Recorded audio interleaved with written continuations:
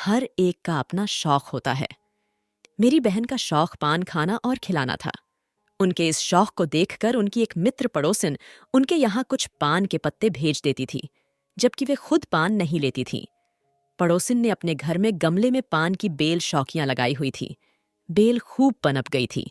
अच्छे से पान के पत्ते निकलते थे, तो 2-3 दिन के अंतर से वे पत्ते तोड़कर बहन के पास भेज देती थीं। बहन उसमें बादाम, मुनक्का आदि रखकर खाना पसंद करती थी और आए गए मेहमानों को भी पान देती थी। उस पान की बहुत तारीफ होती थी। कभी कभी बाजार से भी लगे लगाए पान मंगवा लेती थी। एक बार ऐसा हुआ कि उनके पास कुछ मेहमान आए हुए थे, पर घर में पान नहीं थे, तो उन्होंने अपने नए नौकर को बाजार से पान लाने के लिए भेजा कि अच्छे से पान लगवाकर ले आना।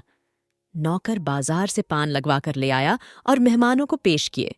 जब वह मेहमानों को पान दे रहा था, तो एक मेहमान 2 पान उठाने लगे।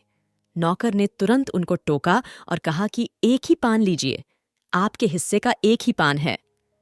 मेहमान का चेहरा देखते बनता था। वे बेचारे झेप से गए, हतप्रभ से हो गए, उनसे कुछ कहते नहीं बना। नौकर फिर बोला कि सबके लिए एक एक पान लाया हूं। नौकर शायद मेहमानों को गिनकर गया था और सबके लिए एक एक पान ही लाया था। बहन ने बात संभाला कि नौकर नया है, अभी कुछ ही दिन पहले आया है, अभी ज्यादा जानता नहीं है। उनकी बात सुनकर हंसी का फव्वारा छूट गया।